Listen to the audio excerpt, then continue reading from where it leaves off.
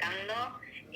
Bueno, chicos, hoy tenemos al doctor Marcela, que es un placer siempre todos los lunes se nos acompaña para dar las clases acá en la cursada de glaucoma, así que siempre es un gusto tenerlo él acá, aprovechenlo. La primera clase va a ser de trabeculectomía. Aprovechen la clase, pregunten, sáquense las dudas, la idea es que sea interactiva. Él tiene compartida su pantalla completa, así que no va a haber el chat. Cualquier duda, consulta o lo que surja, activan el micrófono y directamente hacen las preguntas, así la clase también tiene una ida y vuelta que les resulte útil, ¿sí? Así que bueno, Jorge, te agradecemos como siempre estar acá y cuando quieras arrancar te escuchamos. Bueno, gracias a ustedes la invitación. Gracias además, yo vivo en San Pedro, como ven ahí en pantalla, a 150 kilómetros de Buenos Aires, así que gracias por permitirme dar esta clase de forma virtual, lo cual en la época de no pandemia no es común. Hoy en día todo es presencial, y bueno, le agradezco a la doctora Mausali y te agradezco a vos la invitación. Bueno, empezamos con la parte de trabeculectomía. Yo les anticipo que hoy hablamos de trabeculectomía y la parte de inteligencia artificial. Yo estuve 25 años en el servicio de glaucoma del Hospital La Gleize. En muchas ocasiones estuve a cargo del servicio. Actualmente soy el jefe de guardia de los domingos en el Hospital La Gleize y soy el director de telemedicina del Hospital La Gleize. Entonces, bueno, uno más o menos trata de rebuscárselas en todos estos aspectos de la parte de inteligencia artificial hoy en día, ya después les voy a explicar, y nos vamos a adentrar ahora de lleno en la parte de trabeculectomía. La trabeculectomía es una cirugía que diseñó Keynes en el año 68, que es el concepto de cirugía protegida, y fíjense que desde esa época hasta la actualidad la técnica quirúrgica básica de la trabeculectomía es exactamente la misma, ¿sí? Vamos a hablar de las indicaciones. Digamos, ¿cuándo nosotros operamos o cuándo conviene operar a un paciente? Cuando el fracaso, digamos, del tratamiento médico, cuando tenemos una presión intraocular muy alta y que precisamente con tratamiento médico no baja, no disminuye, cuando hay un incumplimiento del tratamiento médico. Ustedes piensen una cosa, hay los americanos, como ven acá escrito, dicen no show, no drops. Bueno, ¿qué significa eso? Hay muchos pacientes, por el costo de la medicación, que no se colocan la medicación cuando no van al médico, y se la colocan el día que van, ¿correcto? Ustedes piensen que en Estados Unidos, esto está comprobado por los laboratorios, la tasa de compra de medicamentos en glaucoma es del 84% de los pacientes, ¿correcto? Es decir, de cada 100 recetas que hace un médico oftalmólogo para glaucoma, hay 84 pacientes que lo compran. Mientras que en Latinoamérica y sobre todo en Argentina, y esto lo pueden averiguar, hay solamente un cumplimiento de entre el 17 y el 24%, lo cual implica que de 100 pacientes que uno le da una receta para que compren la medicación, solamente entre el 17 y el 24% de los pacientes lo compran. De ahí que también está explicado, digamos, por qué el paciente, uno le hace campos visuales y se van degradando, y el paciente dice, no, pero yo cumplo con la medicación, lo cual es mentira. Es decir, que los americanos en cuanto a este no show, no drops, tienen razón. Es decir, no voy al médico, no me medico. De allí que yo muchas veces al paciente lo que hago es, lo obligo a que me envíe fotografías de cuándo se coloca, hoy en día con el celular es muy fácil, de cuándo se coloca la medicación. Y es una manera de obligarlo a que se la coloque. Y después la otra, bueno, es la parte de factores socioeconómicos. Ustedes saben que el glaucoma es un problema a nivel económico, a nivel social, porque ustedes piensen que una medicación de glaucoma más o menos está en el orden de los 50 o a 80 mil pesos. Por ende, cuando un paciente tiene que comprar 2 o 3 medicaciones en este país, imagínense que estamos hablando de casi 200 mil pesos o 250 mil pesos, lo cual es mucha plata. Por ende, no compra la medicación, y ahí insisto, por algo el glaucoma es un problema no solamente médico, sino que es un problema también social. Bueno, ¿cuándo puede existir mayor tasa de fracasos? En pacientes diabéticos, en los pacientes jóvenes, en la parte de neovascularización del segmento anterior, en uveitis activas, pacientes con daño conjuntival, pacientes con cirugías previas, sobre todo si tienen una cirugía de retina o si tienen una cirugía de estrabismo con los restos, toda la fibrosis que se produce en la conjuntiva va a afectar el buen resultado de una trabeculectomía. Tenemos que explicar al paciente una cosa, que es que la cirugía de glaucoma no va a mejorar la agudeza visual. Al contrario, muchas veces la agudeza visual disminuye, acá lo ven, que dice que pierde una visión de una línea y muchas veces más, a lo mejor 2 líneas de visión, aunque yo tenga, digamos, o con respecto a la mejor agudeza visual conseguida con corrección, y que puede retornar o no a los 3 meses del postoperatorio. Puede haber una visión borrosa en el postoperatorio por varias semanas, eso hay que aclarárselo, y que el objetivo de la cirugía es solamente disminuir la presión intraocular. Aún así, uno al paciente le tiene que hacer firmar un consentimiento donde esté todo esto explicado, porque en el día de hoy el paciente se opera, entiende todo, pero después de la cirugía dice, pero no veo mejor, cuando uno se mató 3 días explicándole que la cirugía no es para mejorar la agudeza visual. Otra cosa muy importante, puede haber un cambio en la longitud axil del ojo por hipotonía, esto es para una futura cirugía de cataratas, donde, digamos, yo no tengo que hacer una ecometría, tengo que saber el valor del lente intraocular, bueno, tengo que tener esto en cuenta. Y después la otra, una cirugía de glaucoma, es una cirugía cataratogénica, ¿sí? Simplemente el invadir el medio químico del ojo, el alterar el medio químico del ojo, va a producir cataratas, que es casi el 66%. ¿Cuáles son los factores de la falla de filtración? Bueno, ya dijimos antes, jóvenes, pacientes afáquicos, glaucomas secundarios, pseudoafaquia, uveitis, el tema de la alteración de la cámara anterior en pacientes, por ejemplo, que tengan, hace poco, ahora unos 6 meses, operé un paciente con implante de córnea, pacientes con cirugía de miopía, sobre todo cirugía de miopías altas. Cirugía de miopía baja, hasta -4 no pasa nada, pero de -6, -8 en adelante sí puede haber una alteración de la forma de la cámara anterior y puede molestar en cuanto a los resultados de la trabeculectomía, ¿sí? Pacientes con heridas penetrantes, yo tuve una chica que operé hace un año que chocó con el auto y salió por el vidrio de adelante del auto, y bueno, digamos, lo operé de herida penetrante en el hospital y meses más tarde lo operé de glaucoma. Y después, bueno, puede haber una presión alta en las 2 semanas posteriores a la cirugía. Y como dijimos antes, la cirugía de rectos, digamos, la cirugía de estrabismo o la cirugía de retina, con el explante, muchas veces puede producir una falla en la filtración, una falla en la trabeculectomía. ¿Cuáles son las complicaciones intraquirúrgicas? Una es el desgarro del colgajo conjuntival. Me ha pasado en 25 años que estuve en el servicio de glaucoma millones de veces, y después que ya empecé, aunque estaba solamente en mi práctica privada y ya no operaba glaucomas en el hospital, también. Hoy en día hay pacientes, sobre todo, que son polimedicados. Yo no sé si a ustedes les pasa cuando uno le pregunta al paciente con qué medicación está, sobre todo a las mujeres, que sacan la bolsita, la insuflir bolsita de plástico, y dice, mire doctor, me estoy colocando esto, y se están colocando 8 medicaciones.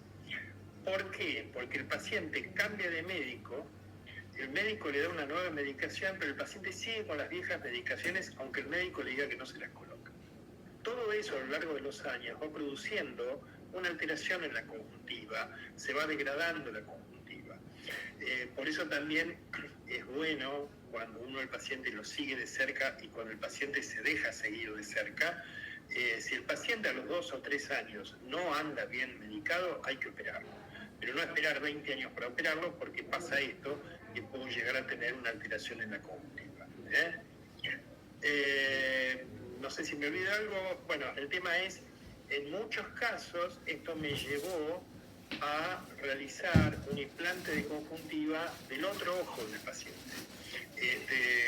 Porque yo tocaba la conjuntiva y la conjuntiva se rompía por donde la tocara. Pasaba lo mismo, guarda, con el otro ojo, pero bueno, muchas veces me llevó a conseguir conjuntiva un poco más sana del otro ojo e implantársela en el ojo contralateral.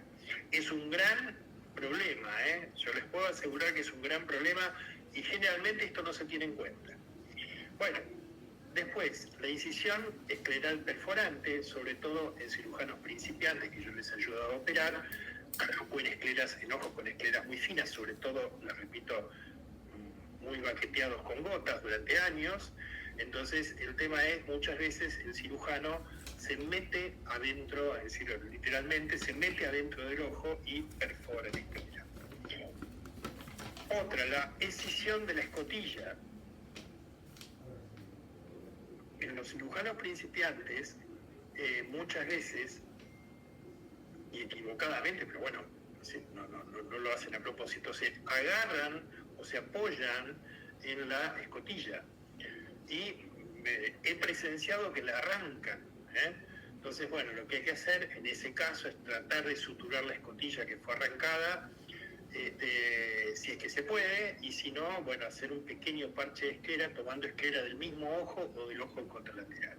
Del tamaño de la escotilla, un poquito más grande, se sutura y se realiza la escotilla en otro sector del ojo. Esto me pasó también miles de veces. Las complicaciones también intraquirúrgicas, los sistemas, bueno, de vasos externos a la escotilla, sobre todo los perforantes, o por no cauterizar bien. Y por no cauterizar bien es el miedo que tiene el cirujano a cauterizar. Entonces, el tema es que muchas veces, está descrito, esto se puede llegar a producir, alguna necrosis de la esclera, bueno, etcétera. Nunca me pasó, pero uno siempre tiene que cauterizar bien porque hay vasos perforantes que, aunque uno los cauterice, al momento de manejar el ojo para la cirugía, comienzan a resangrar y es terrible. Yo una vez tuve un black ball eye, una sola vez me pasó, en un paciente lo cerré el ojo, todo bien, estaba divino, y a las 24 horas tenía un edema total de la cámara anterior, se ve que por algún vaso que había sangrado.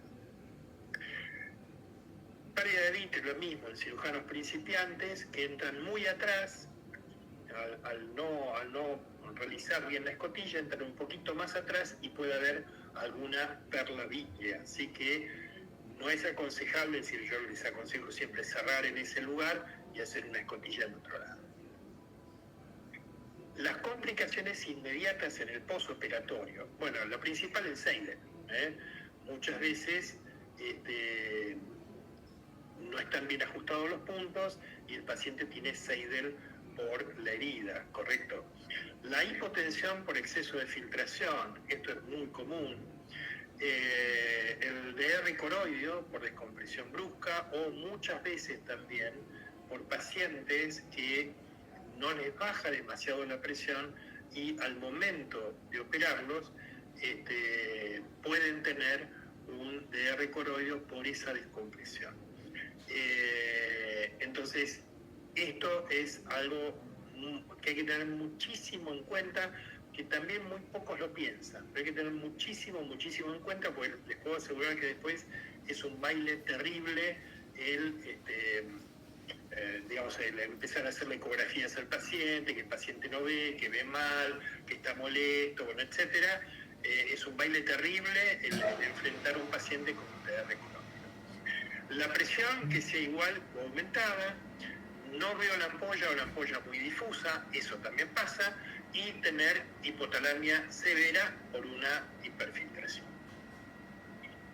Las complicaciones tardías, bueno, las maculopatías hipotónicas, es una complicación, como dice al lado, de la cirugía de glaucoma, que tiene una marcada disminución de la visión y pliegues coroido-retinales. Me pasó en 32 años, en 34 años de oftalmólogo, 2 veces tuve maculopatías hipotónicas y es un cuadro dramático, porque el paciente se encuentra de repente que no ve absolutamente nada y bueno, uno tiene que estar manejándolo como para calmarle un poco la ansiedad y tratar de aumentar la presión ocular y muchas veces se recuperan, las 2 que yo tuve se recuperaron perfectamente bien. La otra es una blebitis. Yo también en 34 años tuve muy pocas, tuve 3 o 4 nada más. Una endoftalmitis, gracias a Dios no tuve ninguna, y el Seidel tardío por la ampolla, sobre todo en pacientes con mitomicina. Yo no utilizo mitomicina, utilizo 5-fluoruracilo. Se ve en pacientes con mitomicina, que me ha pasado, pacientes que eran de otros médicos que me vienen a ver, que tienen pacientes que se operaron a lo mejor hace 3 años, y tienen un Seidel tardío por la ampolla, que uno generalmente lo que les hace, esto lo aprendí en el Bascom Palmer con Paul Palmer, se le hace una sutura en X en la ampolla como para disminuir la presión de la ampolla y que el paciente ya no tenga más Seidel. La otra sin es hacerle un pequeño recubrimiento conjuntival de la ampolla, que eso he hecho también muchos. Bueno, en la blebitis el paciente puede ser generalmente por Staphylococcus aureus, lo que uno le va a dar es lo de rigor, que es la vancomicina y la ceftazidina, una gota cada hora, por 24 a 48 horas, le damos gatifloxacina, la parte de fluoroquinolonas, y se va a dar en el 2 a 6% de los pacientes. Generalmente se da en pacientes con blefaritis no tratadas o pacientes, como he visto, que se operan con conjuntivitis y que el cirujano acepta operar con conjuntivitis, lo cual es una inconsciencia muy grande, es un error muy grande.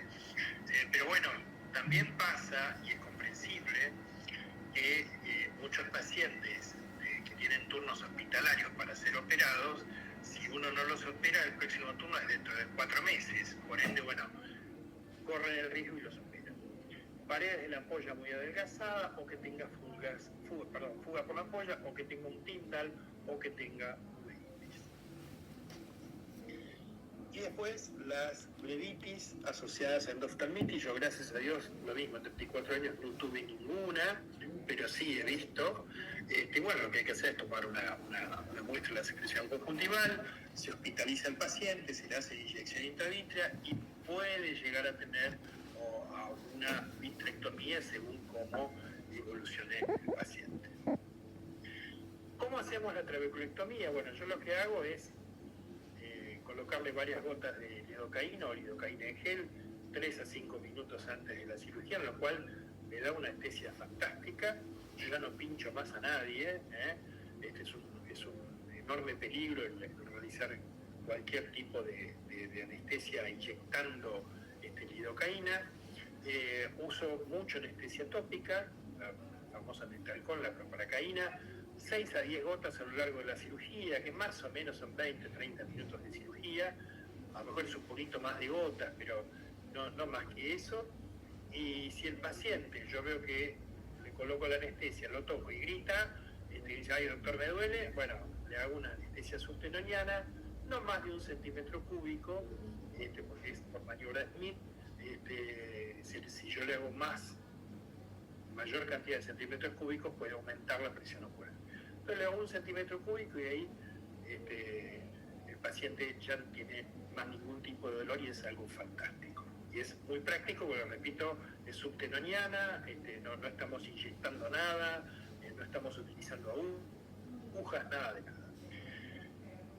¿Cómo lo hacemos? Bueno, realizamos, ahora después van a ver los videos, es muy aburrido explicar teóricamente, hacemos una peritomía de base fornix. Yo ya no hago más baselimbo, antes hice muchas baselimbo, que habíamos 180 grados la conjuntiva, bueno, ahora ya directamente base fornix, solamente unos 10 milímetros, mido con compás, o muchas veces ya va a ojo, una zona de 4 por 4 milímetros a partir del lipo corneal, cauterizo bien la zona, por lo que explicamos antes, realizo el colgajo escleral hacia la córnea, que en teoría tenemos que llegar hasta el Schlemm intravehiculado.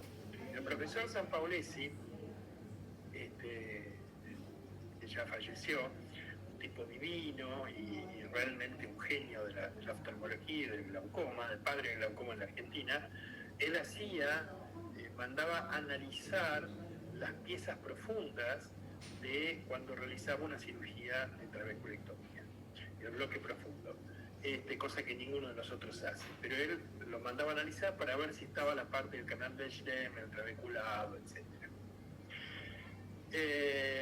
Bueno, avanzamos en la disección del flap hasta llegar a la córnea transparente, que en teoría, corioscópicamente, tiene que ser por delante de la línea de Schwalbe. Incidimos en forma suave en la cámara anterior, con cuidado de no realizar una descompresión brusca, les repito, para no tener un DR coroideo.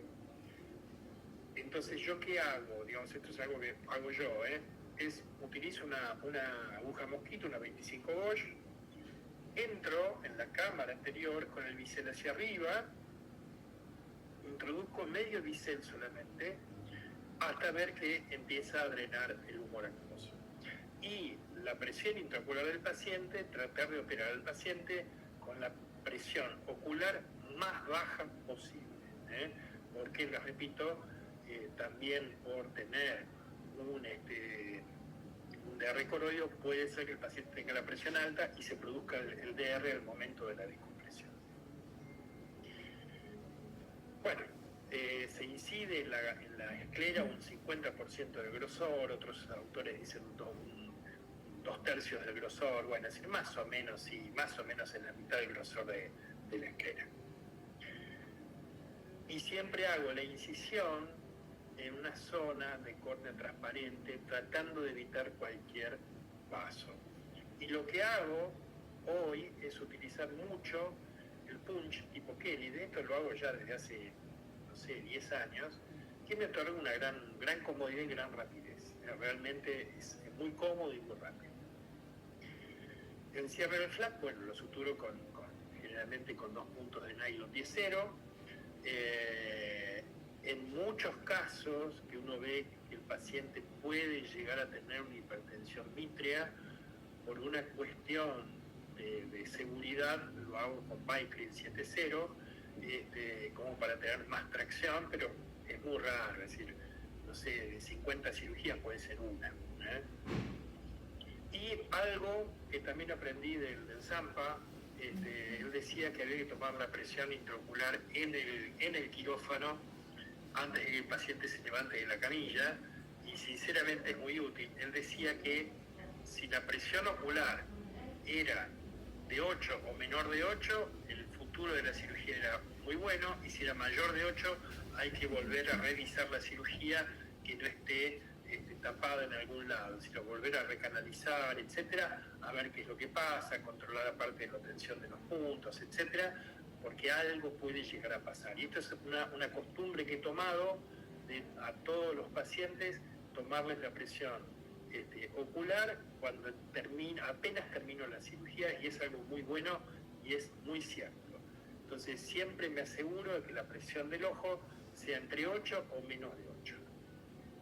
Bueno, acá sí tenemos ya las cirugías. Entonces esta es una, acá ven cómo voy abriendo.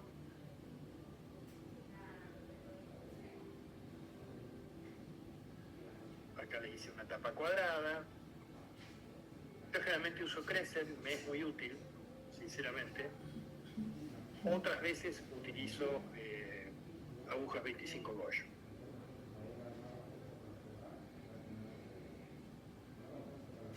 Ahí estoy tallando el bloque. Bueno, y ahí, por ejemplo, ven que lo corté con tijera, ¿sí? Suturo la escotilla y ahí termina la cirugía, y queda perfecto.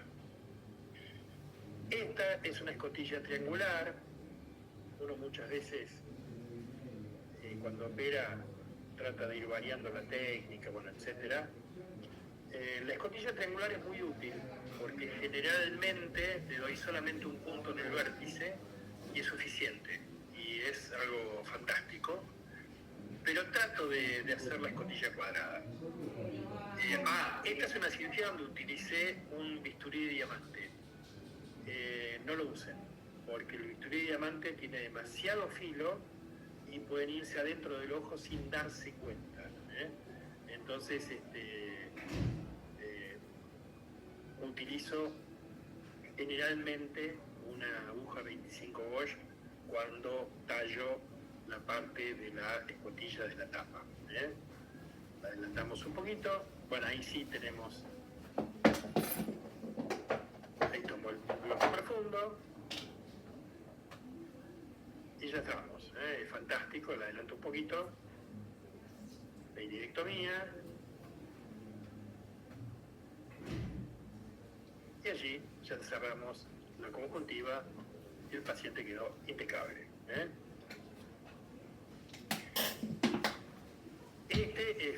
Uno, digamos, se deja influenciar por el tema de que dice, no abras demasiado, es decir, para no producir un gran trauma quirúrgico ni nada de eso.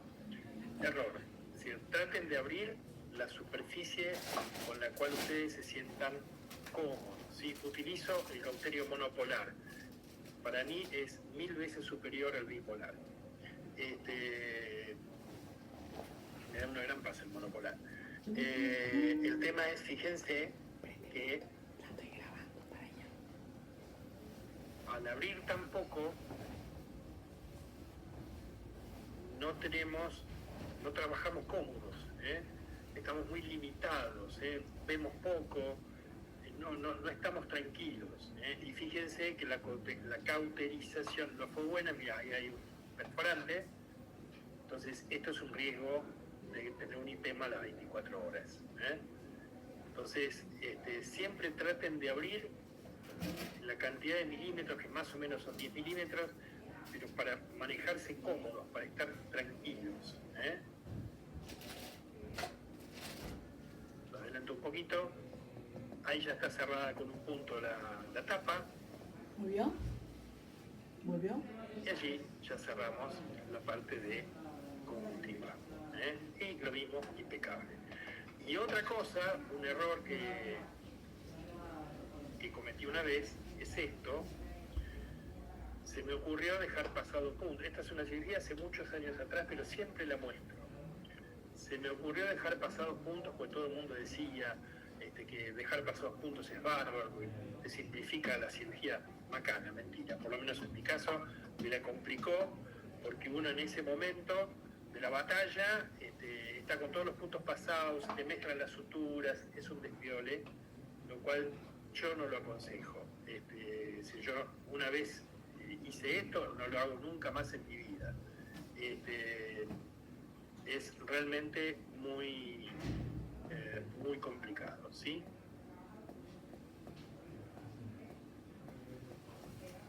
Fíjense.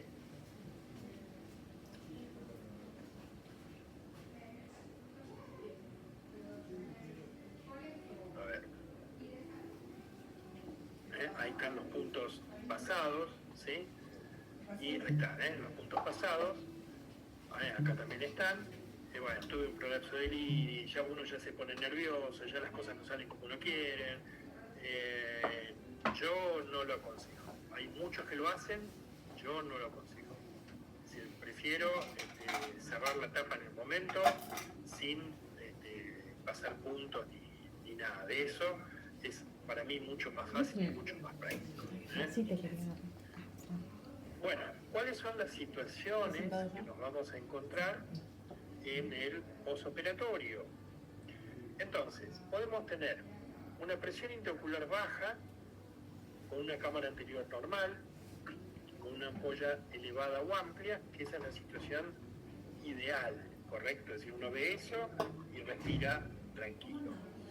Generalmente esta situación, yo les diría que es la más común de las situaciones. Es decir, la cirugía de la trave es una cirugía que es muy reglada, que si uno la hace bien, tiene que andar bien y uno a las 24 horas se tiene que encontrar con esta primera situación. La otra es que tenga a las 24 horas la presión intraocular alta, la cámara anterior amplia, la ampolla media o amplia o media difusa, porque tengo el flap muy ajustado, ¿sí? Yo lo que hago, esta es mi experiencia, es entrar al paciente del quirófano de nuevo. Ver cómo está el flap, en todo caso aflojarlo, pasarle un punto nuevo y nada más que eso. Digamos, yo no hago la parte de la suturólisis con láser porque no veo bien, para mí es algo molesto, no lo sé hacer mucho. Prefiero entrar al paciente a quirófano. Tener la presión intraocular alta, con la cámara plana, con la ampolla plana, bueno, tengo generalmente un DR coroideo, tengo que hacer inmediatamente una ecografía, ¿sí? Yo a todos los pacientes que opero de glaucoma a las 24 horas, tengan o no DR coroideo, a todos les hago ecografía, absolutamente a todos. La presión intraocular alta, la cámara anterior normal, la ampolla elevada, bueno, generalmente la ampolla está encapsulada y se había puesto de moda hace muchos años atrás la parte del needling, digamos, de hacerle al paciente en la lámpara de hendidura en el consultorio. Esto lo hacíamos en el hospital. Pero bueno, después hubo médicos que tuvieron infecciones de la ampolla, que tuvieron plebitis. Si yo el paciente en este caso vuelvo a meterlo en quirófano, abro toda la ampolla, quitaré la parte encapsulada y le volveré a hacer otra ampolla sin ningún tipo de problema. Y por último, bueno, si tengo la presión intraocular baja, la cámara normal, la ampolla plana, bueno, generalmente es un DR coroideo más Seidel, ni más ni menos que eso. Generalmente el Seidel, si yo al paciente le coloco un parche bien compresivo por 24 o 48 horas, obviamente siempre controlándolo, yo a muchos pacientes los controlo hasta 2 veces por día, generalmente cede, ¿sí? Y si no, hay que entrarlo al quirófano y darle un poquito más, no hay otra vuelta. El DR coroideo uno generalmente lo espera y se resuelve solo, en el 99% de los casos. Y la presión intraocular baja, con hipotalamia o atalamia, la ampolla muy elevada, es porque el paciente puede tener una hiperfiltración. Entonces, bueno, volver a entrar al quirófano, darle un puntito más en la tapa, en la escotilla y nada más que eso. Y aquí terminamos. Muchísimas gracias. No sé si tienen alguna pregunta o no. Doctor, tengo una consulta. Sí. Nosotros nos habían dicho en el hospital que existe la diferencia entre lo que es el Seidel espontáneo y el provocado. Que el provocado uno lo puede como esperar y el espontáneo sí adentro del quirófano, ¿es así? ¿O todo Seidel al quirófano? No te entendí la pregunta. O sea, si vos a un paciente que operaste ayer comprimís el ojo y aumentás la presión intraocular, muchas veces tenés Seidel, eso es porque es provocado. Si el paciente vos no le provocás el Seidel, el paciente a los pocos días ya cicatriza sin ningún problema. Es decir, la cuestión es el Seidel espontáneo. Ese es el gran problema. Cuando vos lo revisas al paciente, le colocás fluoresceína, por favor, siempre estéril, le colocás fluoresceína y ves que pierde, bueno, tiene un Seidel que es espontáneo. Si yo jamás se lo provoco, si muchos pacientes, si vos se los provocás, tienen Seidel, pero eso es provocado. Yo jamás se lo provoco, nunca lo hago eso. No sé si respondí tu pregunta. Sí, perfecto, porque nosotros nos piden que para ver la impermeabilidad de la ampolla pongamos fluoresceína estéril, por supuesto, y discriminemos bien lo que es el Seidel espontáneo del provocado, porque el provocado, aún un par de días postquirúrgico, ya empezar a mirarlo más de cerca al paciente porque quizás requiera otro punto. Bueno, yo te hablo de base a mi experiencia, lo cual no implica que esté bien. Yo jamás al paciente le comprimo el ojo para provocar el Seidel. Porque es obvio que si el paciente se operó ayer y yo le comprimo el ojo y trato de producir un Seidel provocado, lo voy a tener. ¿De qué me sirve? ¿Correcto? Es decir, yo lo que hago es simplemente el paciente, controlarlo las 24 horas, tipo no tocarle el ojo, ver si tiene un Seidel espontáneo, nada más que eso. No se lo provoco por nada del mundo. Si ya después el paciente, bueno, a ver, no anda bien, bueno, etcétera, bueno, veremos, digamos, quizás se lo provoquen, pero yo jamás lo hago. Es decir, ese tipo de cosas es mejor no hacerlas. El paciente, cuando vos lo tenés a las 24 horas de la cirugía, si vos le provocás el Seidel, es muy probable que lo tenga. Y sí, obviamente, si la cirugía está fresca, la herida quirúrgica está fresca, puede ser que tenga. Yo eso jamás lo hago, no lo hago nunca. Yo simplemente me fijo que no tenga Seidel espontáneo, nada más que eso. Muchas gracias. Gracias a vos. ¿Alguna otra duda, chicos? ¿Algún comentario? ¿Consultas? ¿Todo claro? ¿O no entendieron nada? ¿Entendieron todo? ¿O son unos genios? Claro. Bien, bueno, estamos. Seguimos entonces. Vamos a la próxima clase. A ver, la próxima charla. No les quiero robar tiempo. Dame un segundito.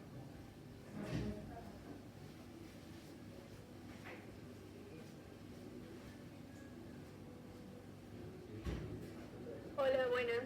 Doctor, una consulta. Hola. Sí. ¿Qué tal? ¿Qué es lo que yo debo tener en cuenta en un postquirúrgico las primeras semanas posterior a una trabeculectomía? O sea que sí, en la lámpara. Todo lo que te relaté recién en las últimas diapositivas, y fijarme que todo esté en condiciones. Yo generalmente a los pacientes a las 24 horas siempre les hago una ecografía. Muchas veces, para mi sorpresa, el paciente tiene un pequeño coroidio muy chiquito, muy leve, que no lo afecta en lo más mínimo. Yo te diría, a ver, en porcentaje, no sé, pero un 30 o 40% de los pacientes pueden llegar a tener un pequeño, muy leve coroidio, lo cual no le doy ninguna importancia. Pero después lo que me tengo que fijar es precisamente que no tenga Seidel espontáneo, que no tenga una blebitis.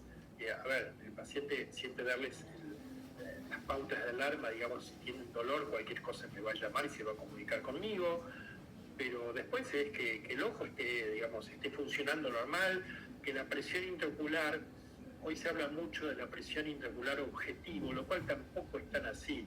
Digamos, a ver, si el paciente estaba regulando con máxima medicación, y máxima medicación para mí son 2 gotas, es decir, timolol y travoprost, y algún comprimido por vía oral, nada más. Eso para mí es la máxima medicación, que es la acetazolamida. Si el paciente con toda esa medicación regula en más de 30 y después de operado el paciente regula en 15 o en 16, para mí es suficiente, ya está.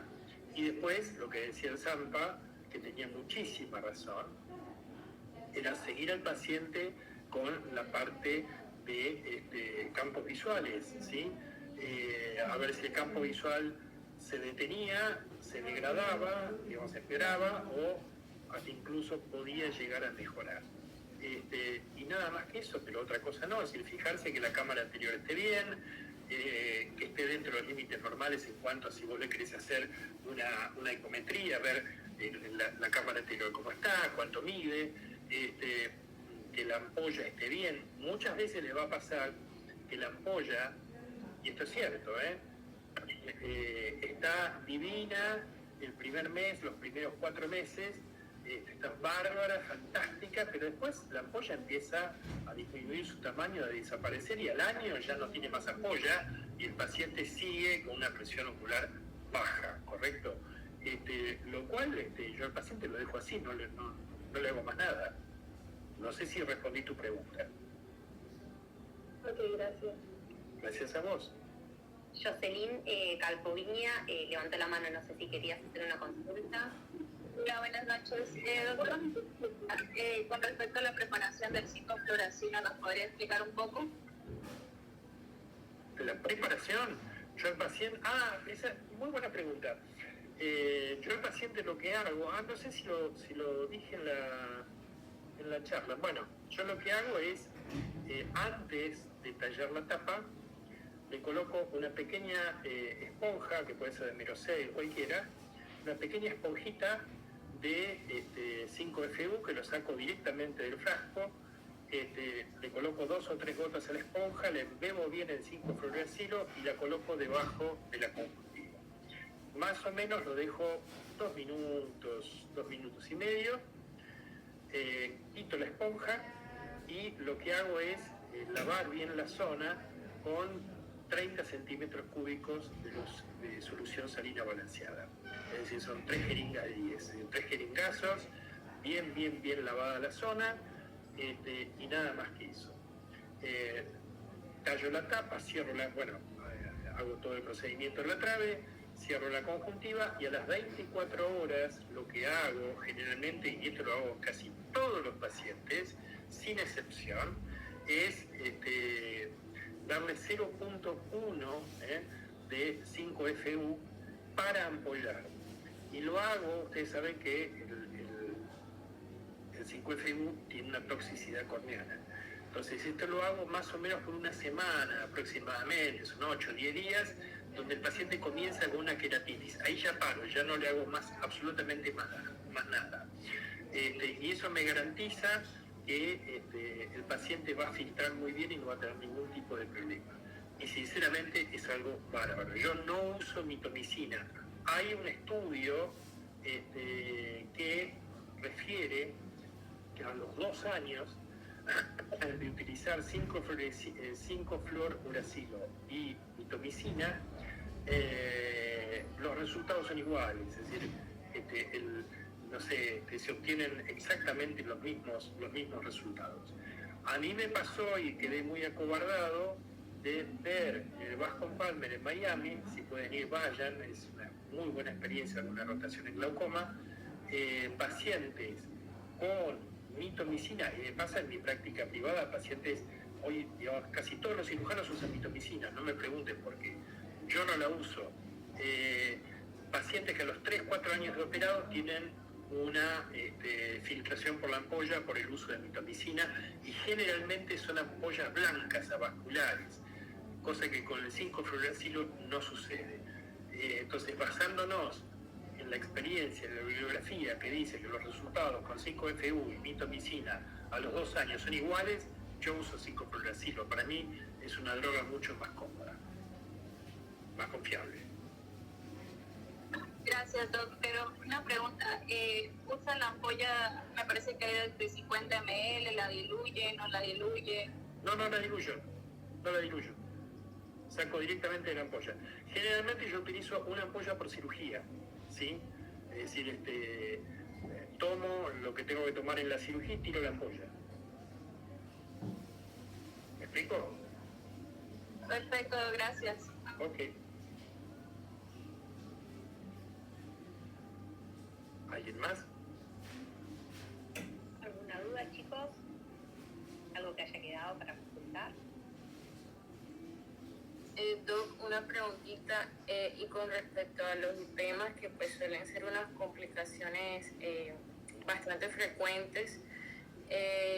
Bastante común, sí. Bastante común, y bueno, a veces uno que está iniciando como que se alarma, se asusta. Que el manejo como es, ¿se usa igual la atropina o se espera solamente? Mira, esa es otra muy buena pregunta, y yo acá disiento con todos los oftalmólogos del mundo. Si yo hago lo que a mí me da resultado, correcto, es decir, me guío obviamente por lo que dice la bibliografía, pero después, según lo que diga la bibliografía y según mi experiencia, yo hago lo que me dicta mi experiencia. Generalmente, los pacientes que tienen glaucoma, sobre todo los pacientes hospitalarios, ¿sí?, tienen iris que son generalmente atróficos, que responden muy mal. Entonces, ¿qué pasa? Uno les da atropina, y el paciente después de la atropina, cuando ya se le fue el efecto de la atropina, te queda con una midriasis intermedia, porque el iris está medio atrófico y no logra volver a cerrar como lo hacía antes. Yo la atropina trato de usarlo solamente en casos, no sé, desesperantes, que el paciente tenga dolor, bueno, pero si no, trato de no usarla. Por eso te digo, esa es una excelente pregunta. Yo no uso atropina.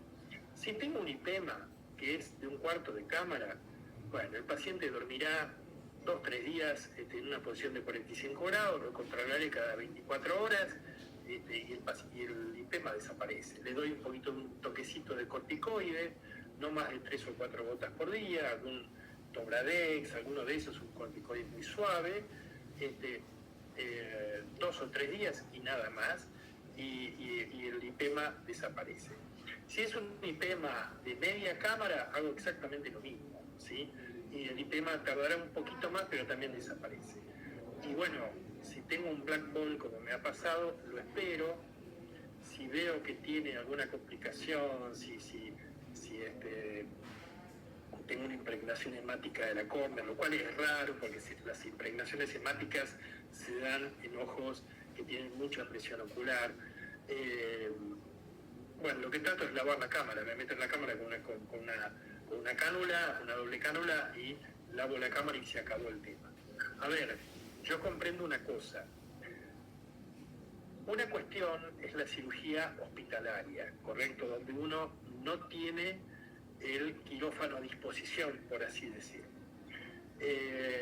Yo tengo mi clínica de ojos, tengo mi quirófano las 24 horas del día dispuesto para mí, ¿correcto? Entonces, quizás es una posición muy cómoda. Si yo tengo un IPEMA que veo que no se resuelve, le lavo la cámara y se acabó, listo, chao. Si no, te repito, si el IPEMA es un IPEMA de 1/4 de cámara, un poquito más de 1/4 de cámara, lo espero. Y generalmente se resuelve solo, sin ningún tipo de complicación. ¿Sí? Ok, doctor, muchas gracias.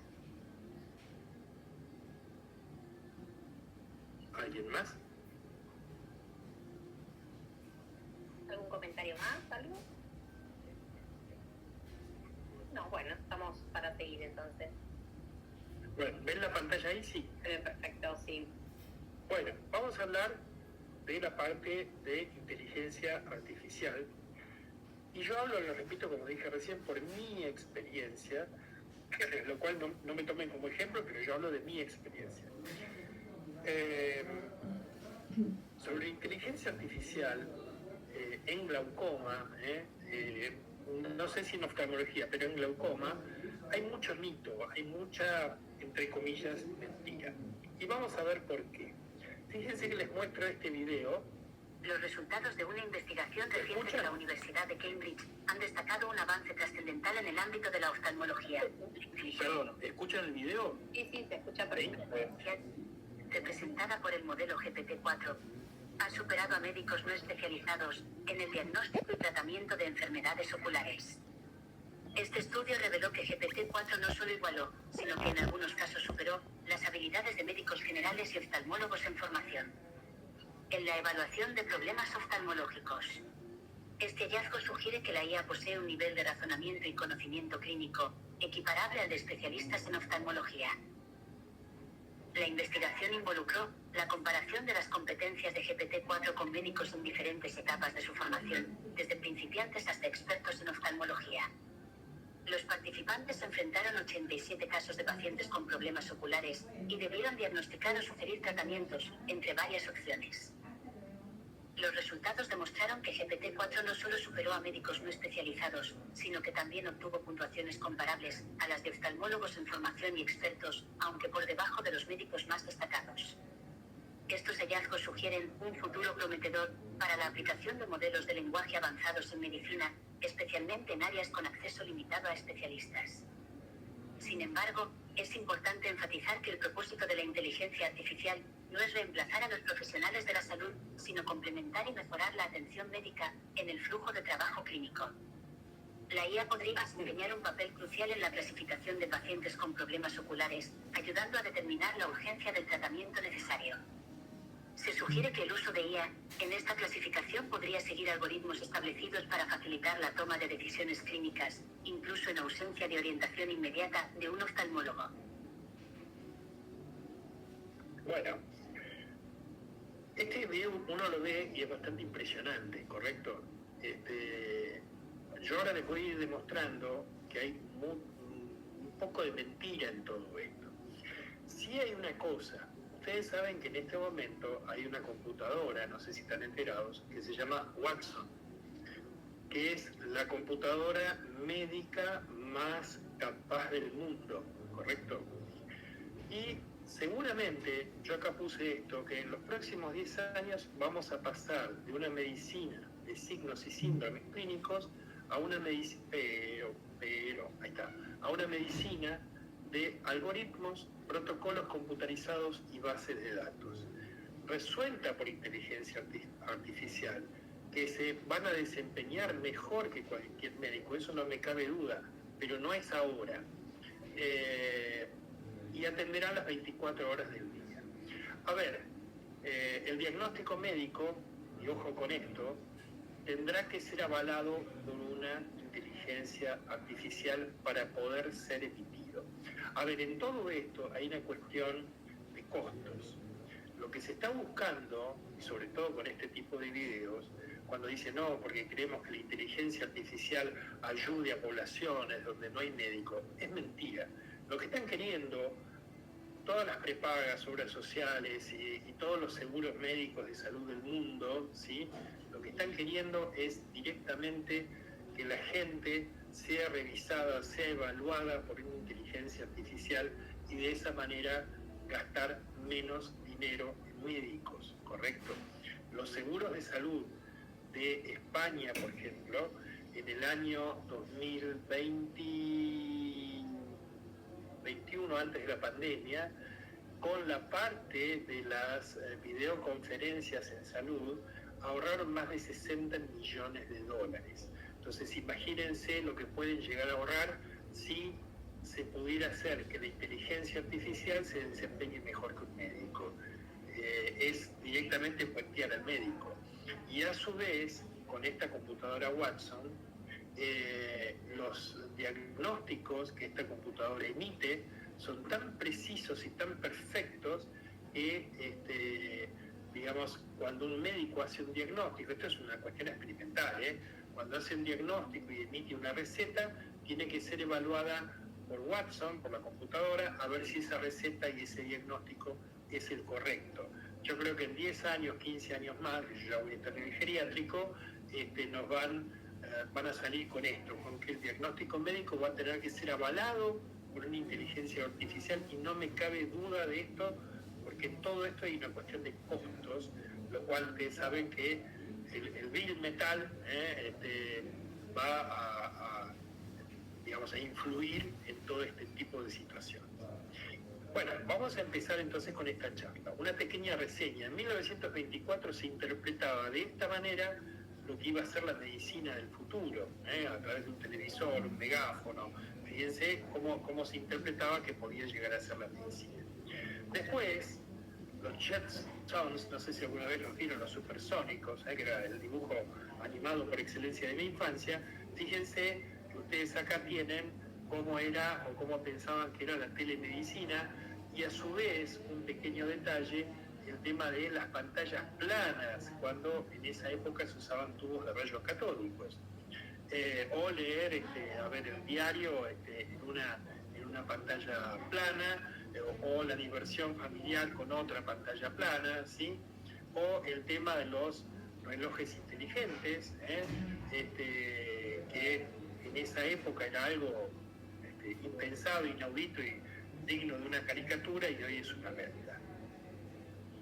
Después en Star Trek Viaje a las Estrellas, de 1966, ustedes piensen que, por ejemplo, ustedes saben o sabían que los teléfonos celulares con tapita se diseñaron a partir del intercomunicador que utilizaba el Capitán Kirk en la serie, o el famoso tricorder, que actualmente hay un premio de $20 millones a quien pueda diseñar un aparato, este tricorder, este famoso tricorder, que hacía un diagnóstico médico sin revisar al paciente, simplemente pasándolo por encima del paciente daba un diagnóstico médico.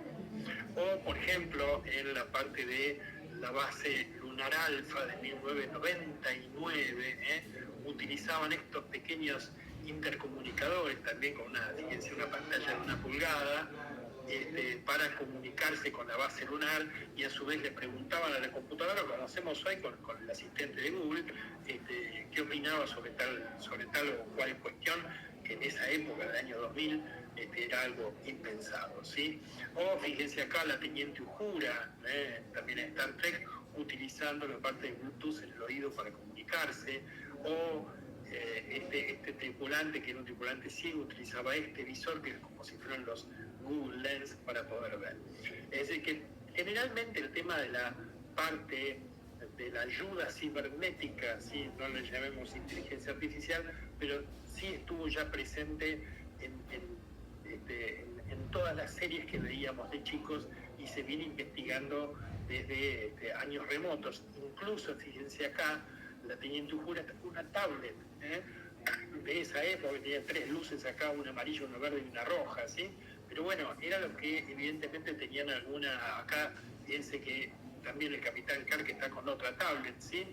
Era lo que se pensaba en esa época como algo revolucionario. Fíjense que acá los celulares, este es el intercom de Capitán Kirk, y los celulares copiaron esta tapita, que marcaron toda mi primer celular tenía una tapita, marcaron toda una época.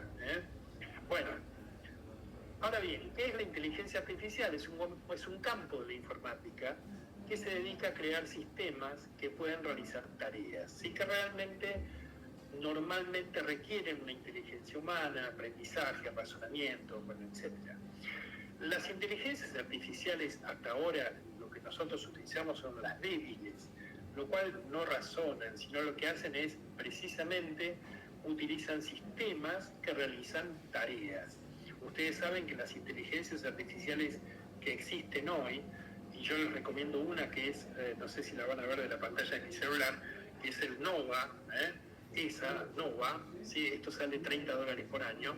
Bueno, y tenemos todo, tenemos el Gemini, tenemos el chat GPT-5, GPT-4, chat PDF, tenemos absolutamente todas las inteligencias en una sola aplicación, y es algo fantástico. Pero ustedes saben que las inteligencias artificiales agotaron Internet, es decir, en su sed de conocimiento ya no hay más información que la inteligencia artificial pueda absorber. ¿Qué es un algoritmo? Es un conjunto ordenado de operaciones matemáticas que permite hallar la solución a un problema. ¿Sí? Esto se da desde los inicios de la investigación y computación. Hay una película que es Descifrando el Código Enigma, que lo hizo Alan Turing, que piensen que salvó más de 40 o 50 millones de personas de morir en la Segunda Guerra Mundial, porque descifró precisamente el código Enigma, la máquina Enigma alemana que emitía códigos. Y Turing fue el primero que dijo si las máquinas podían o no llegar a pensar. Sobre el tema de los algoritmos, bueno, por ejemplo, Sharp en el año 64 fue la primera calculadora vendida en el mundo, y utilizaba precisamente estos pequeños algoritmos para realizar las operaciones de suma, resta, división, etc. ¿Cuántos tipos de inteligencia artificial hay? Bueno, hay dos. La parte de la inteligencia artificial débil y las inteligencias fuertes. Las débiles son las que acabamos de nombrar: Gemini, ChatGPT, Superbot, Nova, Ítaca, etc. Que es al alcance de todos nosotros. Hasta incluso, digamos, el asistente de Google tiene una inteligencia artificial. Y fíjense que cuando hoy uno carga el asistente de Google, automáticamente nos dice por qué no cambiamos a Gemini, y nos ofrece Gemini como un nuevo asistente. Pero en realidad son inteligencias artificiales débiles. Y las fuertes son todas las que están utilizando en la industria militar, en la industria automotriz, en la aeronáutica, en medicina Miranza, que es una investigación en España sobre un software, que es una inteligencia artificial que puede ser predictivo. Bueno, a ver, aquí estoy yo, ¿sí? En San Pedro, a 150 kilómetros de Buenos Aires y 150 kilómetros de Rosario, ¿correcto? Por ende, ¿cómo puede ayudarme la inteligencia artificial en mi clínica? Para mí, la inteligencia artificial era el asistente que precisaba. ¿Por qué? Porque generalmente el paciente duda de los diagnósticos médicos y duda del médico, ¿sí? Pero ¿qué pasa? Confía en Google y confía en la inteligencia artificial. Ustedes saben que los pacientes, si esto está comprobado, googleenlo, de cada 10 pacientes, 7 u 8 pacientes, estamos hablando del 70 u 80%, buscan información en Google sobre su patología o sobre el diagnóstico que le dio el médico. Ustedes piensen que antiguamente el que manejaba la información médica era el médico. Hoy en día la información médica la maneja cualquiera porque tiene Google, ¿sí? Entonces, como el paciente confía en Google o confía en la inteligencia artificial, para mí la inteligencia artificial era precisamente eso, el asistente que precisaba, dado que podía obtener respuestas o podía obtener diagnósticos, o utilizarlo como una, es lo que generalmente hago, como una,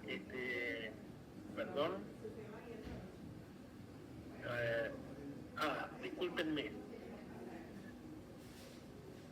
un minuto por favor. Sí, no, perdón, mirá, estoy dando una clase. Termino de dar la clase, me comunico con vos y voy a la clínica y te veo, ¿sí? Así que te pido por favor que me esperes. Es un paciente con urgencia. Bien, bueno, el tema es, yo lo utilizo mucho como una pizarra electrónica, es decir, para mostrarle al paciente el diagnóstico que yo le hago o que yo le doy, es el diagnóstico correcto porque la inteligencia artificial lo está avalando. Pasa una cosa, lo que yo les dije antes, yo estoy en el medio de Buenos Aires o de Rosario. ¿Qué sucede? Cuando un paciente que vive en Capital Federal, díganme si me equivoco, le dice hacer 30 kilómetros para ir a ver un médico, el paciente pone el grito en el cielo. Acá en San Pedro, lo más común es que un paciente por un dolor de garganta o por una conjuntivitis directamente se va a Buenos Aires en el día, va y viene, es decir, hace no solo 150, sino que hace 300 kilómetros y no tiene ningún tipo de problema. La gente tiene una hipnosis de las grandes ciudades y cree que en Buenos Aires o en Rosario está la solución a sus problemas. Y desconfía del médico pueblino, el que está aquí en San Pedro. Bueno, ¿cómo podía hacer yo para revertir esta situación? Entonces, la parte de teleoftalmología, que hago mucho, es decir, mucho significa que estoy haciendo 8 a 10 consultas teleoftalmológicas por semana, la comunicación digital con el paciente, la inteligencia artificial para el reconocimiento rápido de imágenes, ¿sí? O avalar diagnósticos en consultas presenciales, era lo que precisaba, ni más ni menos, ¿sí? Entonces, yo lo que les hago es esto, la reserva de consultas con inteligencia artificial. Utilizo mucho el DolaEye, es fantástico, les recomiendo que lo utilicen, búsquenlo en Google. Segunda opinión médica, usando inteligencia artificial para imágenes o opiniones, y prevenir dudas de los pacientes lejos de mi clínica. Utilizo toda la nube de Google, yo pago en Google para tener todos los servicios de Google. Y les repito, utilizo mucho la parte de Gemini, utilizo Nova, utilizo DolaEye y utilizo Google para el monitoreo de pacientes, bueno, etcétera, etcétera, etcétera. ¿Cómo podía ayudarme la inteligencia artificial en mi clínica? Bueno, todas las citas, les vuelvo a repetir, las realizo con DolaEye, lo cual es fantástico porque me recuerda 15 minutos antes de que venga cada paciente, digamos, al paciente que está por venir. O le puedo pedir directamente todo el calendario de mis pacientes y me lo tira sin ningún tipo de problema. Es decir, me despreocupo absolutamente de todo y es algo fantástico. Acá lo tienen como funcionalidad, ahí tienen el teléfono, el DolaEye, para poderse comunicar con Dola y ya tenerlos en su WhatsApp, que es algo realmente fantástico, ¿sí? Bueno, este es un pequeño video de cómo funciona, pero es algo muy sencillo. Le pongo, bueno, mostrarme los eventos que tengo, etcétera, y automáticamente me tira todo el listado de todos los pacientes, sin ningún tipo de problema. Tarda un poquito, tiene un pequeño delay de unos segundos y tira absolutamente todos los resultados, ¿sí? ¿Por qué la inteligencia artificial? Y acá vamos al video del principio, Yo no sé si se acuerdan que decía que la inteligencia artificial, ChatGPT-4, es mejor que un médico, muy parecido a un médico en formación. Bueno, en realidad, a ver, la inteligencia artificial toma modelos donde la descripción de la imagen está dada por miles de investigadores en el mundo, ¿correcto? Entonces, todavía no hay, digamos, si nosotros tenemos, no sé, 10 colegas y los 10 hacen un fondo de ojo de un paciente con glaucoma, no van a estar los 10 de acuerdo en si ese paciente, si ese fondo de ojo es un fondo de ojo glaucomatoso o no. Por ende, estos datos son volcados a Internet y la inteligencia artificial los levanta de Internet, ¿correcto? Es decir, que la inteligencia artificial levanta los datos que los médicos pusieron en Internet. De allí es que muchas veces puede pasar esto, que la inteligencia artificial pueda llegar a sufrir una determinada, entre comillas, confusión en la descripción de una imagen, porque precisamente esa imagen está descrita por decenas de miles de médicos oftalmólogos alrededor del mundo y no todos van a estar de acuerdo con la misma imagen, ¿sí? O sea, la inteligencia artificial lo único que hace es levantar los datos que estén en Internet, nada más que eso, recopila datos, nada más que eso.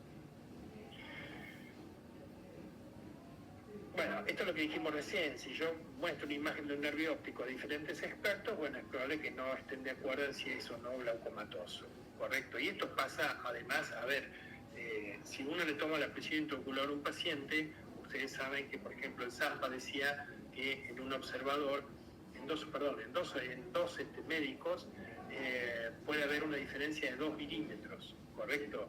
Y ustedes fíjense muchas veces, y esto pasa en la guardia, que uno le toma la presión al paciente, le dice, a ver, tomásela vos por las dudas, y a mí, no sé, me dio 25 y al colega le dio 30. Entonces, ¿en qué quedamos? ¿Tiene 25 o tiene 30? ¿Sí? Es decir, y viene otro colega y dice 28, y viene otro y dice 32, pero ninguno de los 4 o de los 5 que toma la presión toma la misma presión. Entonces, por eso es que la IA no es tan perfecta en glaucoma, porque se basa de lo que está descrito en Internet, nada más que eso, no es que piense por sí misma. Bueno, esta es una buena pregunta, ¿cómo voy a usar la inteligencia artificial si todavía no tengo un modelo para oftalmólogos, ¿sí? Bueno, yo les voy a contar qué es lo que hago yo en mi clínica.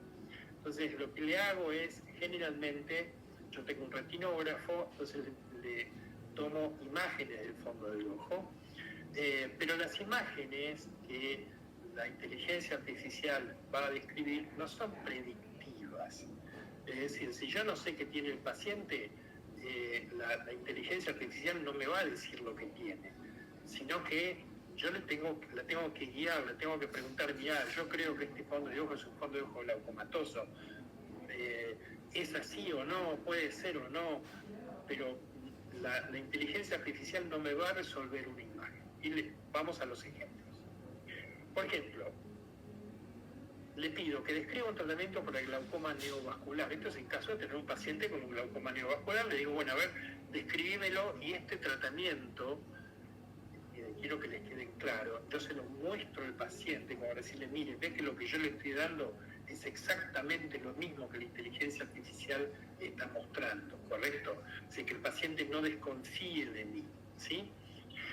Entonces, bueno, fíjense que me puede decir tratamiento de la causa subyacente, terapia con láser, medicación para reducir la presión intraocular, cirugía, etcétera, etcétera, etcétera, ¿correcto? Entonces, muchas veces también dice que el tratamiento de glaucoma neovascular, abajo de todo, suele requerir un enfoque multidisciplinario, ¿sí? Y que los pacientes sean monitoreados regularmente. Después, le pregunto, por ejemplo, ¿cuántos milímetros de mercurio disminuirá la presión ocular en un paciente con glaucoma de ángulo abierto con 22 milímetros de mercurio de presión ocular en ambos ojos si utilizo timolol 0,5% o travoprost o una terapia combinada de ambos medicamentos? Entonces, lo que me contesta es que cuánto baja el timolol y cuánto baja una terapia combinada y cuánto baja el travoprost por sí solo, ¿correcto? Es decir, que acá podría llegar a ser predictivo, en realidad no lo es, está levantando los datos de internet de cuánto más o menos baja el timolol y cuánto baja el travoprost y cuánto baja una terapia combinada, ¿sí? No sé si les queda claro o cualquier cosa me preguntan. Me explica después, bueno, el travoprost, que es un análogo de prostaglandinas, que aumenta el drenaje mucoacuoso, etcétera, etcétera, la terapia combinada, el timolol, cómo se puede esperar, bueno, ¿sí? Acá está, digamos, esto es de Ítaca, acá está, digamos, cómo me va contestando la pregunta que yo le hice. Y después le pongo, ¿qué medicación antiglaucomatosa? Digamos, es la misma pregunta cambiada. ¿Qué medicación antiglaucomatosa utilizar en un paciente con 22 milímetros de mercurio de presión intraocular? Timolol 0,5 o travoprost o una terapia combinada, ¿correcto? Y les repito, yo esto se los muestro a los pacientes y es muy importante porque el paciente se queda tranquilo, ¿sí? Porque dice, bueno, a ver, el médico está avalado por una inteligencia artificial, por ende, lo que el médico me está dando tiene razón, ¿sí? Entonces, me vuelve a contestar, la elección del medicamento antiglaucomatoso depende de varios factores, incluyendo la tolerancia del paciente, la presencia de contraindicaciones, etcétera, etcétera, etcétera, ¿sí? Lo mismo con la terapia combinada, Acá está la misma pregunta, digamos, qué medicación le diga antiglaucomatosa y cómo me va contestando. Y acá le pregunto sobre este fondo de ojo, es decir, una imagen tomada, le pongo, describe ese fondo de ojo diabético, ¿sí? Y ahí fíjense qué bien que lo describe perfecto, ¿sí? No muy profundo, pero lo describe bastante bien. Después le pregunto esta imagen de fondo de ojo con glaucoma, pero fíjense que siempre yo voy guiando a la inteligencia artificial sobre de qué se trata, ¿sí? Y le digo en español, porque muchas veces contesta en inglés. Entonces, dice, la imagen muestra un fondo de ojo característico del glaucoma, se observa una excavación aumentada en el disco óptico, bueno, etcétera, etcétera.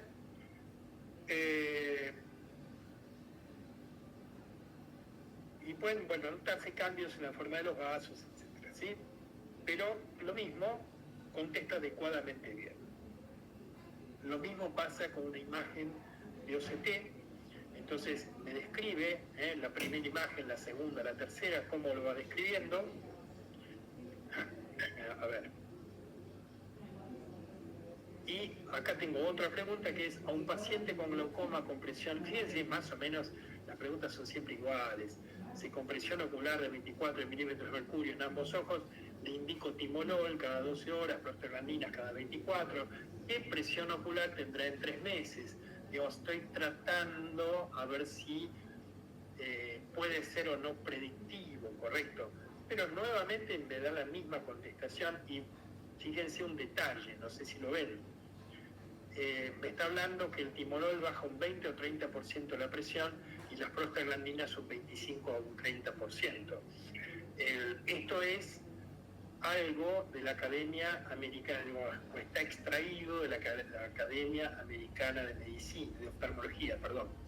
Es decir, los americanos, ellos, por ejemplo, no creen en la curva de presión. Esto fue siempre la discusión con Paul Palmer en Miami. Ellos bajan la presión un 30%, digamos, si el paciente, no sé, tiene 25, bueno, le tengo que bajar un 30%, ¿sí? Entonces, fíjense que acá me pone, si subimos una reducción combinada, estimada del 30 al 50%, ¿sí? La presión ocular podría reducirse de 24 milímetros a aproximadamente 12 o 17 milímetros de mercurio, ¿correcto? Es decir, que se están basando en datos de la Academia Americana de Oftalmología. Ellos bajan la presión generalmente entre un 20 y un 30%. Si no llega a la presión objetivo, porque a lo mejor el campo visual se sigue degradando, le bajan al paciente otro 20 o 30%. Y para ellos esa va a ser la presión objetivo, donde el paciente no se degrade más sus estudios, ¿sí? A ver, acá, paciente con glaucoma de ángulo abierto, con 19 milímetros de mercurio de presión ocular, ¿es mejor indicar timolol o travoprost? Fíjense, la pregunta siempre es la misma, ¿correcto? Pero dice, bueno, la elección entre los dos medicamentos depende de varios factores, como puede ser abajo, como puede ser la respuesta individual del paciente, etcétera, etcétera, ¿sí? Hay que tener en cuenta, bueno, en pacientes con timolol, si tienen algún problema pulmonar, algo así, lo cual es mentira, porque el timolol en forma local solamente se absorbe en el territorio de la cara, ¿sí? A nivel sistémico tenemos rastros de timolol, los cuales jamás van a poder desencadenar un ataque asmático. En el hospital hubo un médico que dijo que él tuvo un ataque asmático. Yo realmente lo dudo, porque no está comprobado que no. Es imposible con la... Ustedes piensen que nosotros, los oftalmólogos, trabajamos en el terreno de las microdosis. Por ende, esto es como decir, me coloqué una gota de vino en la lengua y me emborraché. Es imposible que una gota de timolol vaya a desencadenar un problema cardíaco. Es imposible. Bueno, y fíjense otra cosa que dice también que las prostaglandinas, como el travoprost, se consideran a menudo una opción de primera línea debido a su eficacia y perfil de seguridad, ¿sí? Bueno, a ver, acá, paciente con 20 milímetros de mercurio de presión ocular en ambos ojos, con paquimetría de 522 micrones en ojo derecho y 510 micrones en ojo izquierdo, con campo visual en ambos ojos, levemente retraído, ¿es mejor indicar timolol 0,5% cada 12 horas o travoprost cada 24 o una terapia combinada? Es la misma pregunta que le hice antes, y bueno, él me vuelve a contestar más o menos dándome los mismos requerimientos, ¿sí? Sí, me vuelve a decir lo mismo, ¿sí? Y nada más, la efectividad, el perfil de efectos secundarios, muchas veces se prefiere iniciar con una monoterapia efectiva, ¿sí? Es decir, fíjese que siempre raya alrededor de lo mismo. ¿Sí? Nunca la inteligencia artificial va a actuar por sí sola, sino que lo que hace es, se basa en todos los datos que hay en Internet, y de esos datos elige, bueno, el mejorcito, por así decir, el que más vistas tiene, el que más visitas tiene, el que más se rankea, ¿sí? Entonces, de esa manera, esa va a ser la respuesta adecuada. Bueno, acá le pongo, por ejemplo, esta imagen de ojo, del fondo del ojo es compatible con glaucoma, se lo hago a propósito. Y fíjense que me dice, respuesta corta, sí, la foto es compatible con glaucoma, me explica que es excavación papilar, que es un adelgazamiento del borde neuroretiniano, ¿sí? Que es un desplazamiento, nasalización de los vasos, de los vasos retinianos en la cabeza del nervio óptico. Me dice, ¿qué no puede decir esta foto, o esta sola foto? ¿Sí? No muestra la presión intraocular, no muestra la función de campos visuales, no muestra la función de OCT, ¿sí? Pero bueno, está describiendo muy bien la fotografía. Y después me dice, ¿desea que marque la excavación y el borde neuroretiniano de la imagen? Yo le pongo sí, márcalos, por favor, y fíjense que los marca sin ningún tipo de inconveniente. Entonces, esto es muy útil, les insisto, para mostrarle al paciente cuando uno le dice, bueno, mire, yo observo tal cosa, bueno, esto es muy útil para eso. Acá le pongo, bueno, ¿qué tratamiento le doy al paciente con este nervio óptico? Entonces me dice, no puedo dar un diagnóstico definitivo solo por una foto. y me dice, trate de medir la presión ocular, trate de hacer un campo visual, trate de hacer una gonioscopía, trate de hacer una OCT, etcétera, lo cual está orientada. Lo mismo me vuelve a poner reducir la presión intraocular hasta alcanzar el objetivo de presión, ¿sí? Y el tratamiento médico de primera línea en muchos casos vuelve con el análogo de la prostaglandina.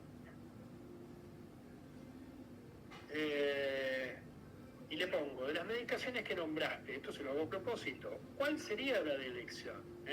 Entonces me vuelve a decir, la de elección, medicación de elección, latanoprost, también travoprost, brimatoprost, bueno, etcétera, pero siempre va a ir para la parte de las prostaglandinas.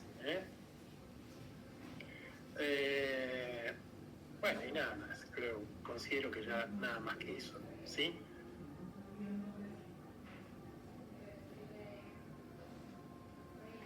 Tanto con travoprost, lo más probable es que la presión objetivo no esté cansada, bueno, exactamente.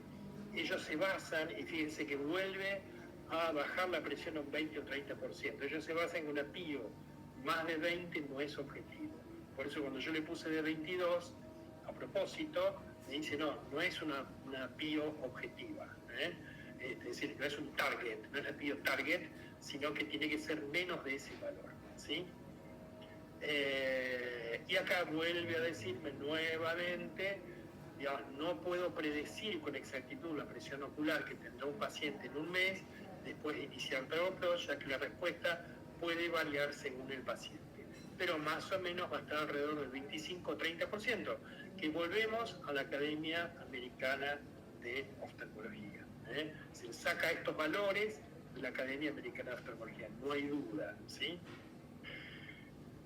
Después, ¿qué otra cosa? Bueno, tratar a los pacientes, yo tengo 2 tonómetros iCare que se los presto a los pacientes, hasta ahora nunca nadie me los robó y siempre me los devolvieron, que permite un monitoreo de la presión del glaucoma en su casa, lo cual para mí es muy útil. Y después trato de darles un campo visual computarizado en línea, que por lo menos el paciente se ayuda a sí mismo, tomar la agudeza visual en línea, la adherencia del paciente al tratamiento, que generalmente le digo que se haga recordatorios con el asistente de Google, o muchas veces que me mande fotos colocándose la medicación. Después, bueno, como vimos antes, diagnóstico de enfermedades oculares, automatización de tareas como el DOLAI, y la educación médica, esto es muy importante, simulando casos clínicos para oftalmólogos. Inteligencia artificial permite este tipo de simulaciones y yo creo que para educar al médico oftalmólogo es algo fantástico. Nada más que eso, no los aburro más, son 8:30 de la noche, desde las 7:20 que estamos hablando. Muchísimas gracias por su tiempo y díganme si tienen alguna duda. Excelente, Jorge, como siempre. ¿Alguna duda, chicos? ¿Alguna pregunta? ¿Algún comentario? ¿Nada? Te mandé a vos, Cecilia, me mandaste a mí. Te mandé al paciente, te lo mandé a vos. Te pido 1000 disculpas. Ahora, ya se lo mandé al paciente. Pobre, te debe estar esperando, pero bueno. Sí, correcto. ¿Alguna duda, chicos? No. ¿No? Bien, bueno.